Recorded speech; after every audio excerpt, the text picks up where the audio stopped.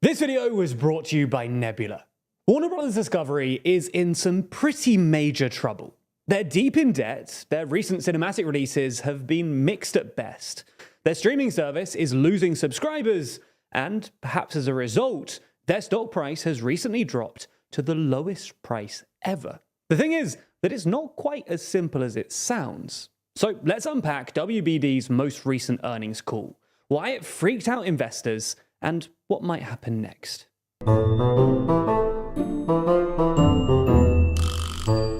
Warner Bros. Discovery, as the name suggests, is the result of a 2022 merger between Warner Media and Discovery. The origins of this merger are honestly pretty complicated, but what you need to know is that previously Warner was owned by AT&T, who in 2021, just 3 years after acquiring it, decided that they didn't really want it anymore. So they agreed to merge the company with Discovery in what's called a reverse Morris trust. Now, this is complicated too, and again, we don't have time, but the important thing to know is that as part of this reverse Morris trust, AT&T shareholders will be issued 71% of the new company's stock, and Discovery shareholders will get the remaining 29%. Also, despite being a completely separate entity, AT&T will be allowed to nominate 7 board members to the new business, and Discovery would get to pick 6. That's not all though, because the new company would also immediately owe AT&T $43 billion for Warner Media, and would take on Discovery's $13.5 billion worth of debt. Now, I'm sorry, I know when you clicked on this video, you're expecting a fun story about movies and TV shows. And now, I've said the phrase reverse Morris trust 3 times and shown you this horrifying chart. But let me quickly recap what we've learned so far. Warner Bros. Discovery is a nearly 2-year-old company which was founded by merging Warner Media and Discovery, giving it an honestly huge roster of brands, including Warner Bros. Studios, HBO, Discovery, TNT, and CNN. Because of this setup, the company also owns AT&T over $40 billion, as well as picking up the tab for Discovery's debt, and is primarily owned and controlled by AT&T and Discovery shareholders and board members, with former Discovery CEO and president David Zaslav now at the helm. Now, it was Zaslav who led the company's most recent earnings call, which reported Q4 2023 earnings. And, well, the news wasn't great. Here are the headlines. Overall, sales fell by 7%. Streaming subscribers fell domestically and only grew slightly internationally. TV ad revenue dropped double digits, and the movie studio's revenue fell by 18%. But Zaslav was at pains to emphasize that free cash flow actually increased, with the company generating $3.3 billion worth of free cash flow in Q4. Ending the year with $6.2 billion of free cash flow, which is up 86% from the end of the previous year. Now, we'll explain why Zaslav is so obsessed with that in a moment. But first, let's go through the different parts of the business and explain why things are looking quite this bleak across the board.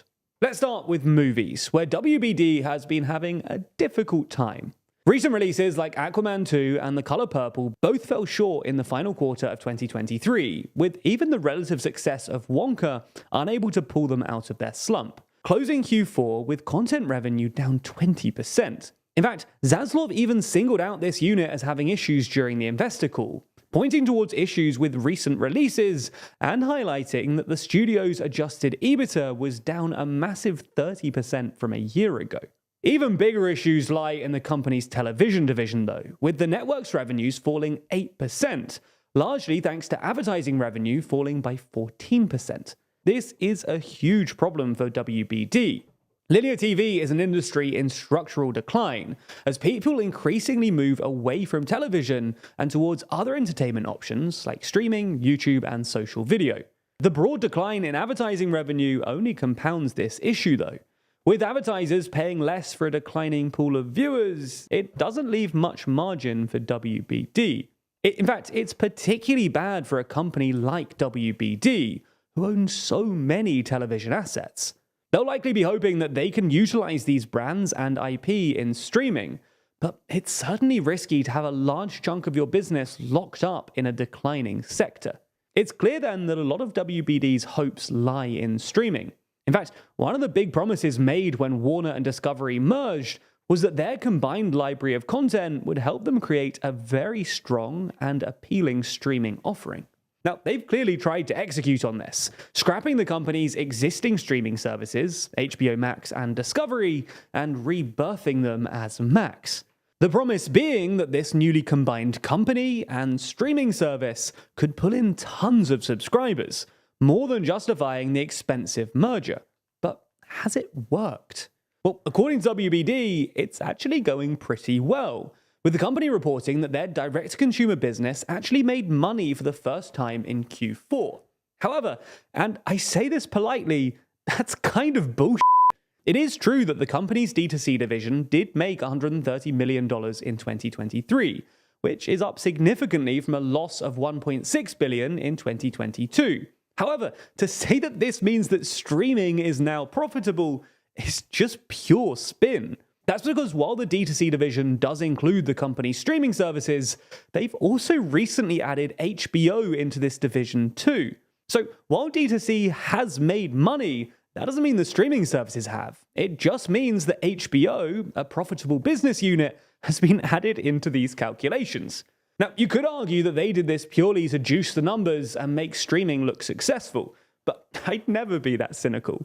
You could also argue that HBO is almost definitionally not a direct-to-consumer business anyway, as they make the vast majority of their money selling linear HBO wholesale to cable networks, which isn't, well, direct-to-consumer. But I'd never be that petty. The point is, though, that separate back out Max, and things don't look as cheery as lazy headlines and WBD press releases make it look. The service actually lost subscribers in the US in the latest data, and internationally, they only increased their subscriber base slightly. That's bad for any streaming service, especially one that still needs to substantially increase subscribers in order to reach profitability. Subscribers aren't only falling though, the existing ones aren't watching as much as you might expect, with actual consumption data coming in a lot lower than analysts' expectations. So it seems that even subscribers don't view Max as their first choice streaming destination, habitually going to other streamers like Netflix rather than reflexively opening and watching things on Max. And this is a problem for two reasons. Firstly, one of the core pitches of the merger was that they could become a one-stop shop for streaming. They hoped that together they could provide a default app for viewers, offering everything from high-budget HBO dramas to easy-to-watch and cheap-to-produce content on HGTV and Discovery. It seems, though, that this isn't happening. Secondly, with advertising revenue becoming a more important part of the streaming ecosystem, streaming services now need more than just subscribers. They also need watch time. That's because if, like other streaming services, WBD want to fund their streaming efforts with advertising dollars, they need people to be watching their content in order to serve them adverts. So being a low-consumption platform is difficult. WBD is seemingly making this issue worse, though, with major cuts across Max, especially on the HBO side of things, with many HBO Max original series scrapped when the merge to Max happened. They're also increasingly selling their own content to other streaming services like Netflix, further undermining their catalog. The thing is, though, that there's one big issue behind all of these smaller issues, and that's the company's truly enormous debt. Remember earlier that I said Zaslav was really focused on the company's increased free cash flow, which was up 86% on a year ago. Well, that's important because free cash flow is the amount of money that a company has left over, which it can use to repay debts and issue dividends. As WBD was saddled with billions of debt from its very inception, free cash flow and paying off this debt has always been a top priority. In fact, it's so important to WBD that Zaslav's personal bonus is linked to how much free cash flow the company has, rather than delivering shareholder value, which is more common. To be fair, this has led the company to pay off about $15 billion of its debt, now sitting at about $40 billion. And that is good news. The company does need to pay off its debt, but this is really the bare minimum.